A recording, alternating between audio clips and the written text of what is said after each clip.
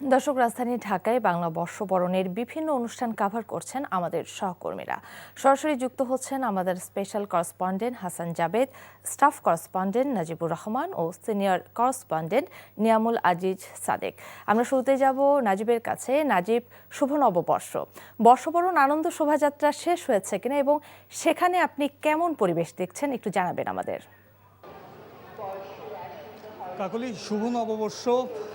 বৈশাখের যে আনন্দ শোভাযাত্রাটি, সেই শোভাযাত্রাটি এত লম্বা সেটি কিন্তু এখনও শেষ হয়নি। অর্থাৎ এই পুরো মিছিলের অংশটি কিন্তু এখন যে প্রথম অংশ রয়েছে সেই প্রথম অংশটি এখনও চারুকলা এসে পৌঁছায়নি। অর্থাৎ এই চারুকলা থেকে শুরু হওয়া আনন্দ শোভাযাত্রাটি বাংলা একাডেমি হয়ে টিএসসি শহীদ মিনার হয়ে আবার চারুকলায় ফিরে আসবে, এমনটা আমরা জানতে পেরেছি। সেখানে দেখেছি প্রথম অংশটি বাংলা একাডেমির মাত্র ক্রস করেছে। আমরা যেটি দেখেছি সেখানে কিন্তু নানা শ্রেণী পেশার মানুষের স্বতঃস্ফূর্ত অংশগ্রহণ আমরা দেখেছি। তারা যেটি বলছেন যে পরিবর্তিত বাংলাদেশে এবারের আনন্দ শোভাযাত্রাটি আনন্দের মাত্রা অনেকটাই বাড়িয়ে দিয়েছে, এমনটাই তারা বলছেন। এবং সেই সাথে পরিবার পরিজন নিয়ে যারা এই বৈশাখের আনন্দ শোভাযাত্রাটি, বৈশাখের যেটি অন্যতম আকর্ষণ, বাঙালি সংস্কৃতি যারা ধারণ করে লালন করে তাদের কাছে, তারা বলছেন যে এই পরিবার নিয়ে এখানে অংশগ্রহণ করা তাদের জন্য বড় পাওয়া।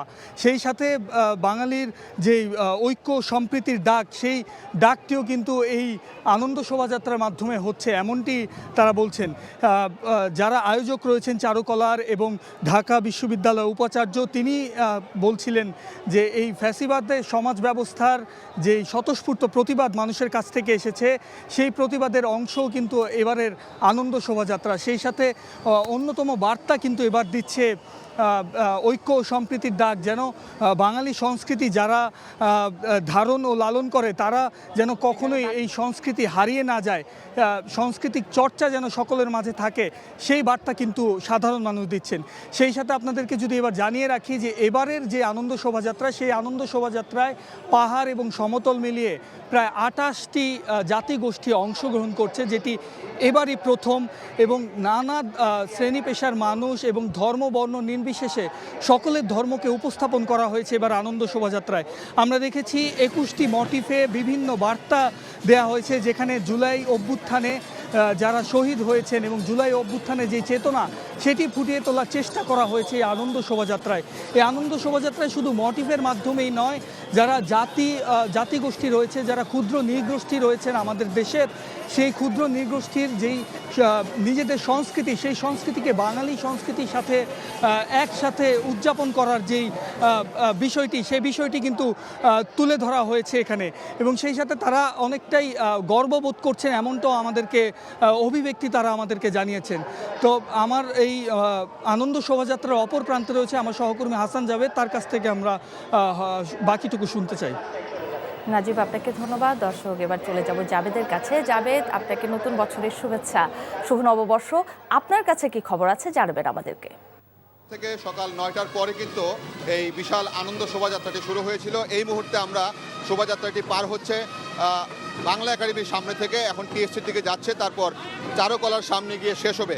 আমরা যদি একটু ছবি দেখাই, যে নানান রঙে নানান ঢঙে আপনার আজকের এই পহেলা বৈশাখ বর্ষবরণ উদযাপন করছে বাঙালি জাতি, এবং তাদের আমাদের যে ঐতিহ্য, দীর্ঘ বছরের যে ঐতিহ্য, সেই ঐতিহ্যকে ধারণ করে লালন করে সবাই সুন্দরভাবে একসাথে ঐক্যবদ্ধভাবে আজকের এই আনন্দ শোভাযাত্রাটিকে সবাই উদযাপন করছে। এবং আগামী দিনগুলোতে যাতে সবাই মিলে বৈষম্যহীন একটি সমাজ বিনির্মাণ করা যায়, পূর্বের যত গ্লানি, যত কষ্ট, যত বেদনা আছে সব কিছু ভুলে, বৈষম্যকে ভুলে সুন্দরভাবে সবাই এগিয়ে যেতে চান। এবং সেইভাবে আগামীভাবে আমরা যেই আনন্দ, সবাই যাতে মিলেমিশে সেই আনন্দ চলতে পারে, যেতে পারে, কোনো বৈষম্য থাকবে না, সবাই মিলে বাংলাদেশকে গড়তে পারবে। বৈষম্যহীন সমাজ বিনির্মাণের যে জুলাই আগস্ট গণ অভ্যুত্থান হয়েছিল, সেটাকে লালন করে সবাই যেন আগামীতে আর যেন কেউ স্বৈরাচারী হতে না পারে, সেই প্রত্যাশা কিন্তু এই র্যালি থেকে বলা হচ্ছে। আমরা এখন চলে যাচ্ছি আমাদের আরেক সহকর্মী সাদেকের কাছে। নিয়ামুল আজিজ সাদেক, আপনি কেমন দেখছেন? থেকে নতুনভাবে বাংলাদেশকে বরণ করে নেওয়ার এই 1432 বঙ্গাব্দ, যেটি আমরা দেখেছি যে বিভিন্ন প্রান্তে মানুষের যে উচ্ছ্বাস, মানুষের যে বাংলা নববর্ষকে বরণ করে নেওয়ার নানা ধরনের প্রাণান্তকর প্রচেষ্টা, মানুষের যে আবেগ ভালোবাসা, সেই জায়গা থেকে আমরা ব্যতিক্রম নই। এনটিভিও আয়োজন করেছে। এনটিভির স্টুডিওর পাশে আমরা দেখতে পাচ্ছি যে এনটিভি অফিসে অসংখ্য শুভানুধ্যায়ীরা এসেছেন, শিল্পীরা এসেছেন এবং এনটিভি পরিবারের লোকজন এখানে এসেছেন এবং এনটিভি এবার ভিন্ন আঙ্গিকে আয়োজন করেছে এই বর্ষবরণ উৎসবটি। আজকে পুরো দিনই এই আয়োজনটি তারা করবেন এবং একই সঙ্গে এনটিভির যেই বাংলার যে চিরায়ত ঐতিহ্য, বিশেষ করে গ্রাম বাংলা এবং বাঙালির যে ঐতিহ্য, সেই মোটিভগুলো দিয়ে সাজানো হয়েছে পুরো তেজগাঁর এই এনটিভি অফিসটি। একই সাথে এখানে বিভিন্ন শিল্পীরা অংশগ্রহণ করছেন। দুপুরের পরে আমরা যেটি জানি যে বিশিষ্ট জনেরা এখানে এসে অংশগ্রহণ করবেন।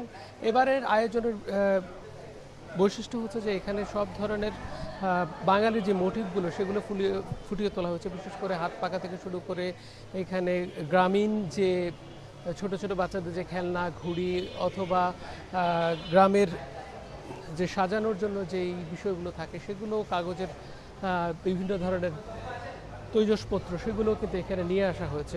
পুরো বাংলার যে ইতিহাস ঐতিহ্য তার ধারণ করার সাথে সাথে এনটিভি পরিবার পরিজন আজকের দিনটি ভিন্ন মাত্রায় অন্যভাবে উদযাপন করবেন।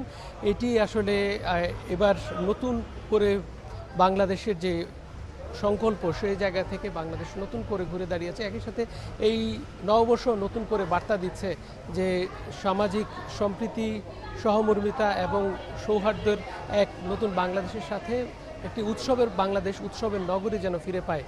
এই আয়োজন পুরো দিনব্যাপী চলবে, আপনাদেরকে নিশ্চয়ই জানিয়ে দেওয়ার চেষ্টা করব। কাকলি।